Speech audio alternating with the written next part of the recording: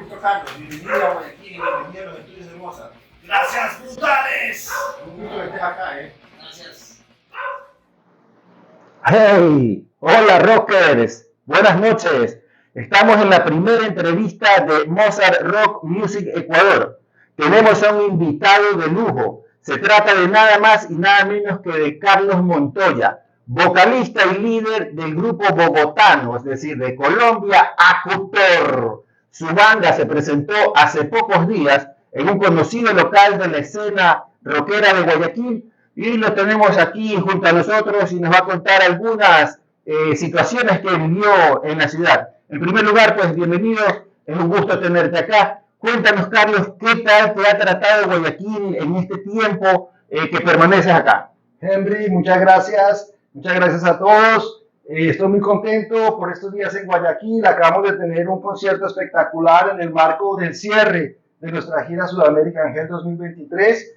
Estoy en Guayaquil produciendo una canción para el nuevo álbum y Guayaquil nos ha tratado magnífico, Henry. Muchas gracias. Cuéntanos qué tal estuvo la acogida de los rockeros guayaquileños en ese recital que venía siendo esperado ya desde algunas semanas porque se lo anunció en algunos canales informativos, en redes sociales y había la expectativa de ver a Acutor en Guayaquil. Fue un recibimiento espectacular, sobre todo cuando la banda ingresó al recinto, el recibimiento caluroso de los fans, la firma de autógrafos. Nos tomamos fotos con hombres, mujeres, padres, hijos, 3 generaciones, celebrando los 30 años de nuestro álbum debut. ¿Qué es lo que más te llamó la atención de los rockeros como tal, de esa gente que paga su entrada, que asiste, que busca ver a una buena banda local o una buena banda internacional, en este caso Acutor? Pues lo que más me sorprendió fue que cantaran todo el disco de principio a fin, que lo corearan, que nos acompañaran en el pop con una energía increíble, antes, durante y después del show. Realmente la escena de Guayaquil, una escena muy intensa y uno de los mejores públicos del mundo. Acutor viene a Guayaquil, pero hay nuevas generaciones que posiblemente no conozcan mucho de la banda. Entonces es importante de que le refresquemos la memoria o que les contemos quién es Acutor, qué es Acutor, por qué el nombre de la banda. Claro, nosotros somos una banda de metal nacida a principios de los años 90 en Bogotá, Colombia, en el marco de una complicada situación política allá en Colombia que dio origen a nuestras letras y a nuestro nombre, Acutor, que es una palabra en latín que significa el punto del punto, el centro del centro, lo intenso de lo intenso. ¿Y cuál es la relación que tiene eso con la música y con la situación que se llevaba a cabo en ese momento en el país? Claro, fue una crítica pues, al contexto, a la guerra, una crítica fuerte a la sociedad, a la juventud que era víctima de este flagelo que es la situación latinoamericana, y por eso, digamos, el álbum fue de un gran impacto en la comunidad rockera de Latinoamérica. Acutor regresa a los escenarios aproximadamente después de 20 años. Cuéntanos, por favor, Carlos, cuál fue la motivación para retornar nuevamente a las tarimas, a las presentaciones, al show, a ese reencuentro con la gente, con sus fans. Claro, la principal motivación, yo estaba en Buenos Aires en ese momento, ya llevaba viviendo más o menos 10 años en Argentina y un amigo me invitó a revisar las redes sociales y me encontré con más de 1 millón de reproducciones de Acutor y eso fue realmente sorprendente. También me encontré con muchísimos músicos tocando los covers, entonces percibí como una influencia artística y musical en las nuevas generaciones y esa fue la principal motivación. Eso en la parte musical, acá en el corazón, ¿qué se siente de ver a muchas personas haciendo covers de las composiciones de ustedes? ¿Cómo contarle eso a la gente? No, una sorpresa personal demasiado fuerte, realmente me sacudió a mí como músico, como compositor, como escritor, ver que una obra tenía repercusiones en las nuevas generaciones es algo muy impactante y realmente sacudió toda mi vida en ese momento y tomé la decisión de regresar en 2018, hicimos una gira nacional y arrancamos con la construcción del nuevo álbum. En todo ese tiempo, ¿qué hicieron los integrantes de la banda? ¿Qué pasó en estas casi 2 décadas que estuvieron fuera de escenarios? ¿A qué actividades se dedicaron? Claro, el baterista Luis Ramírez, él se dedicó al mundo empresarial de los instrumentos, importación, exportación de instrumentos. La bajista Elena, pues formó su familia y yo me dediqué a los negocios en Buenos Aires, concentrado en el turismo. Ya. Tú te referiste hace un momento sobre el agrado que te dio de ver cómo otras bandas, otros músicos reproducían las canciones de ustedes, las tocaban en bares, seguramente en algunos conciertos, muchos underground y otros de otro nivel, pero aquí hay un factor muy importante. Resulta que el disco Dios ha muerto, si no me equivoco, salió a finales de los 90, ¿no verdad? Ese material es considerado en Colombia como uno de los referentes del thrash metal. ¿Por qué sucedió eso? ¿A qué le podemos atribuir a que ese disco, después de muchos años, caló muchísimo en la escena rockera, ha sido influencia para otras bandas dentro de Colombia y posiblemente en otros países de la región? Yo pienso que, ante todo, la sinceridad con la que trabajamos, la seriedad, el número de horas dedicadas a los ensayos, a la preproducción del álbum, la manera, el compromiso personal y ser sinceros a la hora de cantar, de escribir, de componer y tener un referente literario, ¿no? Eso también es muy importante. Yo creo que le dio una solidez a una obra sin fisuras, a una obra redonda que con el paso del tiempo caló duro en la escena latinoamericana y mundial. Ahora, ese disco, de acuerdo a lo que conozco, tiene muchas influencias filosóficas de Nietzsche, tiene mucho estudio literario, tiene cosas muy importantes que a lo mejor otras bandas, otros músicos no consideran a la hora de realizar sus trabajos. Nárranos un poco en detalle cómo es que se produce esa combinación entre filosofía, entre la lectura de mucha literatura y la música. Claro, yo, pues mi segundo amor es el cine, ¿no? Y en el cine todos sabemos que muchas películas son basadas en libros. Y ahí me percaté que también muchas canciones de metal estaban basadas en películas, como Iron Maiden tiene muchas canciones basadas en películas. Entonces a mí, digamos, esa estructura me pareció muy atractiva y decidí implementar la adaptación de un libro a una canción. Así fue como nació El Dios ha muerto. Es una adaptación de un libro muy famoso de Friedrich Nietzsche titulado El Anticristo, un libro cuyo subtítulo es "Esto no es un libro, esto es dinamita". Y bueno, creo que acerté en la adaptación y eso ha gustado muchísimo. Ahora, conocemos que de por sí solo el nombre del disco generó mucha controversia, desató polémica en Colombia y seguramente tiene que haber sucedido lo mismo en la escena regional, que venga una banda y dispara un nombre fuerte como lo es Dios ha muerto. Yo creo que no cualquiera tiene la fortaleza y la mente abierta como para lanzar un disco con un nombre sumamente fuerte, un nombre que te lleva a pensar muchas cosas. Sí, claro, por supuesto. En el año 98, Acuto había dado, digamos, inaugurado la escena de metal en el famoso Festival de Rock al Parque. Fuimos la primera banda de metal del día de Rock al Parque. Y bueno, gritar eso en un festival tan importante tuvo un gran impacto en la escena local. Y hasta el día de hoy se sigue hablando sobre este concepto, ¿no? Más que respuestas, yo pienso que Acutor hace buenas preguntas y cada quien encontrará su camino para ese laberinto. Carlos, seguramente algunos personajes de la iglesia colombiana pegaron el grito al cielo, pues con El Dios ha muerto. Cuéntanos, nárranos si eso ocurrió. Sí, realmente el impacto fue tremendo, especialmente por la carátula. La carátula, digamos, todo entra por los ojos en el mundo del arte principalmente. Y por supuesto, dentro de las cosas más polémicas que sucedieron en ese momento en Colombia, fue la carátula, ¿no? Por supuesto, duramente criticada, pero hoy por hoy pues es un clásico de las carátulas del metal latinoamericano. De todos modos, la prensa sí preguntó, sí se acercó y bueno, a través de los medios de comunicación pude un poquito explicar, ¿no?, de que se trata de la libertad de expresión, que es uno de los pilares fundamentales de las sociedades libres.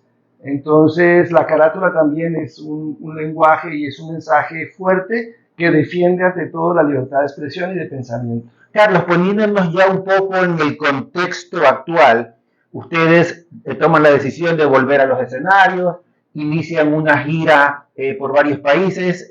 Ecuador y concretamente Guayaquil tuvo la suerte de tenerlos acá en una presentación que entiendo fue sumamente exitosa. Cuéntanos, ¿qué es lo que trajeron ahora para Sudamérica, para las naciones en las cuales se presentaron? ¿Cuál es el nuevo material o en qué está caminando ahora Acutor?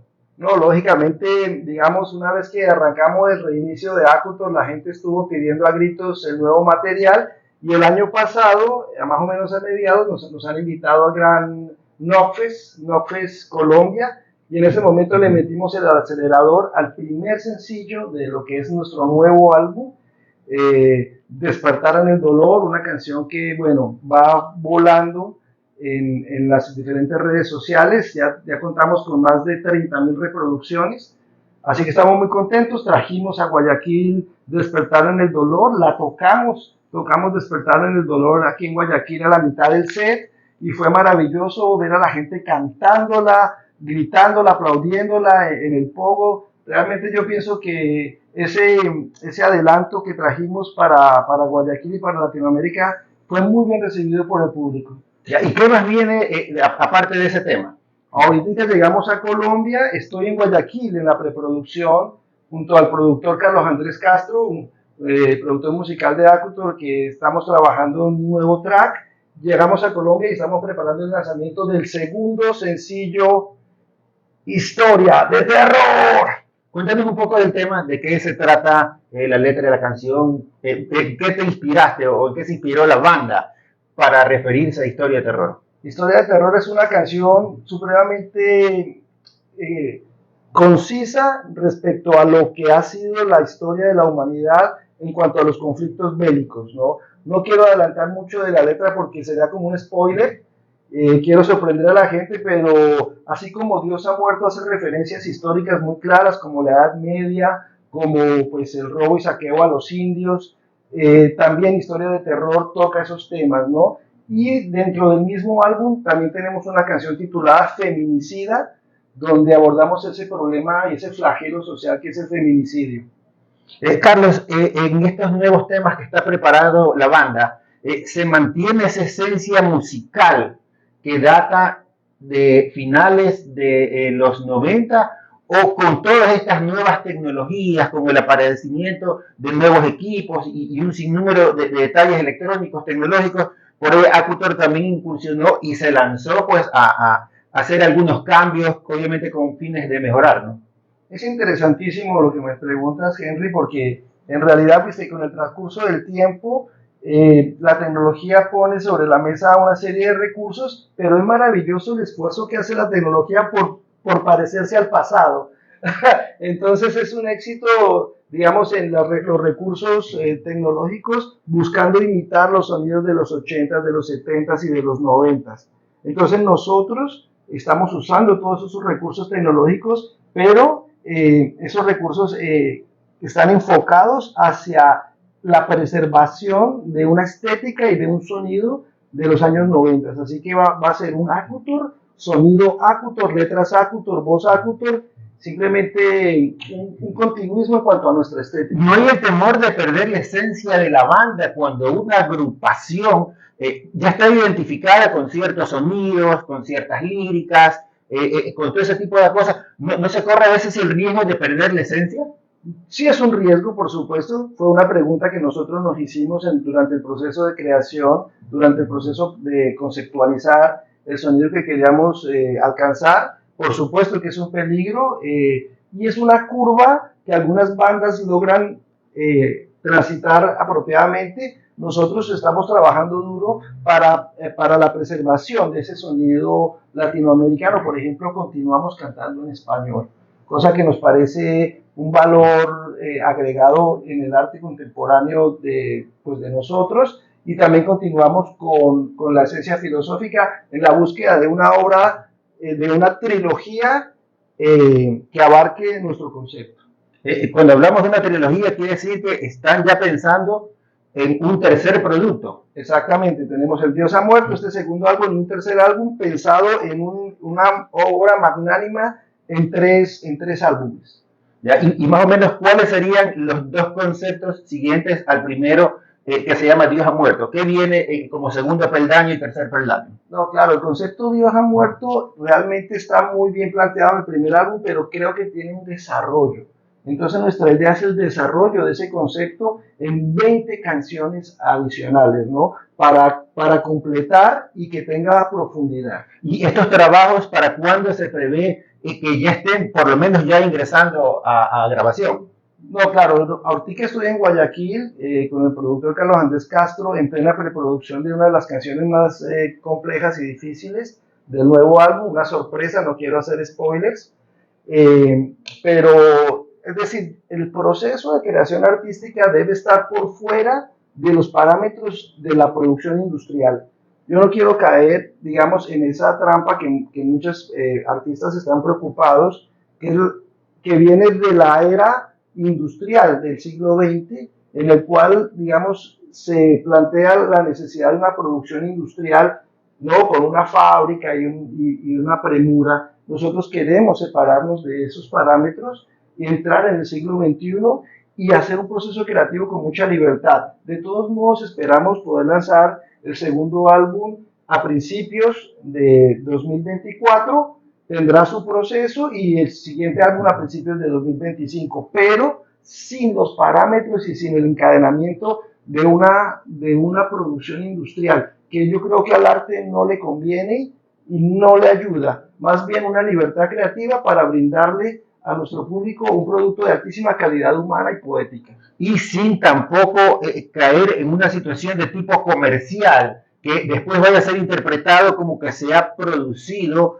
un material con fines comerciales, dejando de lado pues lo que es la esencia de la banda. Totalmente, totalmente de acuerdo. Acudor es una banda muy fuerte, con un lenguaje muy fuerte, que no esperamos caerle bien a todo el mundo. Eso está muy claro en cada uno de los versos que hemos escrito. Y sí, definitivamente nuestro público puede esperar un álbum con una alta calidad humana. Claro, los tiempos han cambiado. Estamos hablando de que el disco salió a finales de los 90, han transcurrido aproximadamente 30 años, ¿no es verdad? Y hoy la música ya no solamente se la puede adquirir en formatos de CD, en formatos añorados, cassette, pues que todos teníamos hace mucho tiempo, y el vinilo, pues que es una leyenda, ¿no es verdad? Ahora existen todas estas plataformas tecnológicas en las cuales las bandas pueden subir su música, comercializarla, pero yo quiero que tú me cuentes algo, ¿cómo observas tú ese traspaso, ese cambio tecnológico y cómo incide en el músico, no solamente dentro de su alma, de su conciencia, saber que antes producía algo físico y que el quien compraba el disco se llevaba un material, a veces hasta firmado, a veces con una fotografía del músico y todo, pero ahora lo tiene en su reproductor personal, en su computadora, en su laptop, en su CPU de trabajo. Cuéntame un poco de eso. ¿Cómo observas tú ese tema? Pues sí, realmente es un panorama nuevo, es un panorama distinto. Por suerte, no queda el otro totalmente descartado, ¿no? Todavía se imprimen CDs de las últimas producciones, todavía se imprimen tapes, todavía se imprimen vinilos para las personas que desean eso, y además tenemos algo extra, que es el mundo digital, ¿no? De las redes sociales y de que la gente tenga acceso. O sea que estamos como en dos mundos simultáneos, ¿no? Un mundo físico, asequible, y un mundo digital. Son dos mundos que yo pienso que todos ganamos, ¿no? Todos ganamos, gana el público, gana y gana también el artista, ¿no? Porque de todas formas uno escribe para otras personas, ¿no? En medio de este ambiente de alta tecnología que se vive en todo el planeta y obviamente afecta también a Sudamérica, al mundo musical, etcétera, muchas veces la gente se pregunta por qué en Sudamérica, nuestro continente, por qué no han aparecido nuevamente bandas de un poder como el de Sepultura, como el de Kraken. Observamos que parecería como que se ha estancado un poco el surgimiento de bandas que fueron referentes, Rata Blanca en Argentina, seguimos viendo los mismos discos, las mismas canciones. ¿Por qué? ¿Qué ha pasado con los músicos? ¿Qué ha pasado con productores, etcétera? Que no hay esos referentes que hubo en el pasado en estos momentos. ¿A qué atribuyes eso? Claro, es un tema del contexto, ¿no? Y los paradigmas que ofrece cada generación. venimos de una época pretecnológica, digamos, el siglo XX, y de repente en el siglo XXI hubo una revolución tecnológica tan grande que el paradigma sobrepasa a veces a los individuos y a los artistas. Y yo pienso que las nuevas generaciones están como en ese proceso de asimilar ese nuevo paradigma, pero en cualquier momento es mi sentir, y ahora que recorrí toda Sudamérica, más de 32 ciudades, y que estuve tocando con más de 100 bandas y pude hablar con miles de músicos jóvenes que estaban compartiendo escenario con nosotros, en cualquier momento hay un campo sembrado de talento inmenso, y yo estoy muy confiado de que las nuevas generaciones nos van a sorprender muy pronto. Estamos como en esa transición, pero soy muy positivo y optimista respecto a cómo se va a resolver el paradigma para la nueva generación. Carlos, acabas de presentarte con la banda en Guayaquil, seguramente en los próximos días retornarás a Colombia para empezar a trabajar en lo que es el nuevo material y continuar con otras giras dentro de Colombia. Quizás un poco prematuro consultar, pero en la siguiente gira también estará Ecuador dentro de la agenda.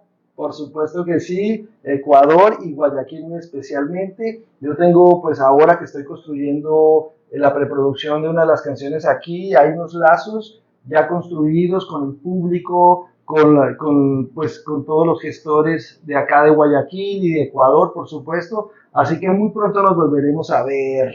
A propósito de eso, ¿por qué tomaste la decisión de producir una canción acá en Guayaquil? ¿Hay alguna motivación especial, sentimental?